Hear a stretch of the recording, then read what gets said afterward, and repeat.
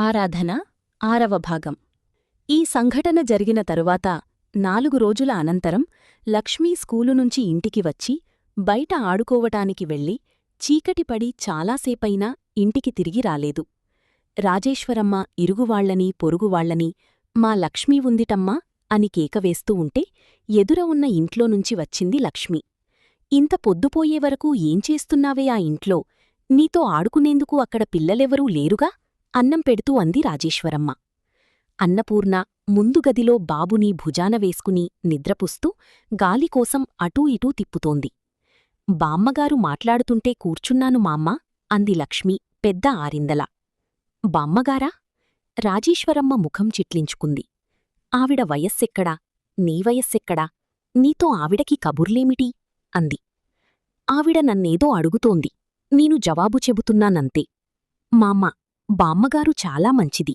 నాకివాళ 2 అప్పడాలు కాల్చి నెయ్యిరాచి మరీ ఇచ్చింది. వద్దని అంటే తినమని ఎంత బలవంతం చేసిందనుకున్నావు? అయ్యో ఆవిడే! ఏం ఈరోజు నీమీద అంత ప్రేమ ముంచుకొచ్చేసింది? కోడలికి గుక్కెడు కాఫీ పోయాలంటే ఏడ్చి చచ్చే మనిషి. ఇంతకీ అసలు నిన్ను ఏమి అడిగిందేమిటి? అనుమానంగా చూసింది రాజేశ్వరమ్మ. నోట్లో అన్నం పెట్టుకున్న లక్ష్మి చెప్పనా వద్దా అన్నట్లు తటపటాయిస్తోంది. చెప్పు, ఆవిడ ఏమడిగింది? నువ్వేం చెప్పావు? మరే మీ పిన్ని మంచిదేనా? మిమ్మల్ని బాగా చూస్తుందా?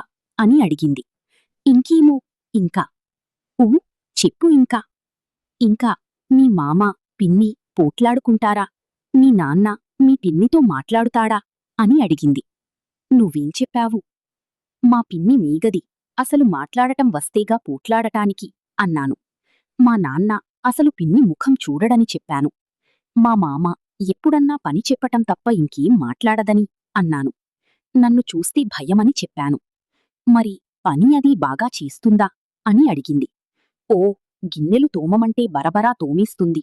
ఇల్లు ఊడవమంటే చకచకా ఊడ్చేస్తుంది. అన్నం తినటం మానేసి లక్ష్మి చేతులతో అభినయిస్తూ చూపిస్తున్నదల్లా